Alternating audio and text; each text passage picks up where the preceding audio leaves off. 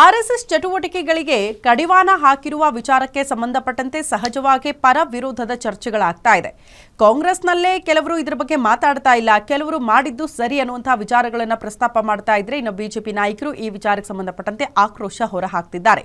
ಮುಂದುವರೆದು RSS ban ವಿಚಾರ ಸಚಿವರಿಂದಲೇ ಸಹಮತನೂ ಇರಲಿಲ್ವಂತೆ. ಸಚಿವ ಪ್ರಿಯಾಂಕ್ ಖರ್ಗೆ ಅವರು ಸರ್ಕಾರಕ್ಕೊಂದು ಪತ್ರ ಬರೆದ್ರು ಬ್ಯಾನ್ ಮಾಡಬೇಕು ಅಂತ.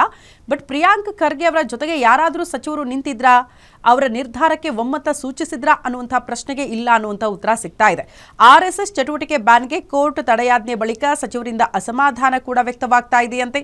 ಸಿದ್ದರಾಮಯ್ಯ ಸಂಪುಟ ಸಚಿವರಿಂದ ಆರ್ಎಸ್ಎಸ್ ಬ್ಯಾನ್ ವಿಚಾರಕ್ಕೆ ಸಂಬಂಧಪಟ್ಟಂತೆ ಸಾಕಷ್ಟು ಜನ ಅಸಮಾಧಾನ ಹೊರಹಾಕ್ತಿದ್ದಾರಂತೆ. ಸೈದ್ಧಾಂತಿಕವಾಗಿ ವಿರೋಧ ಓಕೆ, ಬಹಿರಂಗವಾಗಿ ಬ್ಯಾನ್ ಮಾಡಿದ್ದು ಸರಿಯಲ್ಲ ಅನ್ನುವಂತಹ ವಿಚಾರವನ್ನ ಕೆಲ ಸಚಿವರು ಪ್ರಸ್ತಾಪ ಮಾಡ್ತಿದ್ದಾರೆ. ಪ್ರಿಯಾಂಕ್ ಖರ್ಗೆ ಬ್ಯಾನ್ ವಿಚಾರಕ್ಕೆ ಕೈ ಹಾಕಿ ಕಾಂಗ್ರೆಸ್ ಪಕ್ಷಕ್ಕೆ ಡ್ಯಾಮೇಜ್ ಮಾಡಿದ್ದಾರೆ ಅನ್ನುವಂತಹ ವಾದಗಳನ್ನ ಕೂಡ ಸ್ವಪಕ್ಷದಲ್ಲೇ ಇದ್ದವರು ಕೆಲವರು ಪ್ರಸ್ತಾಪ ಮಾಡ್ತಿದ್ದಾರಂತೆ.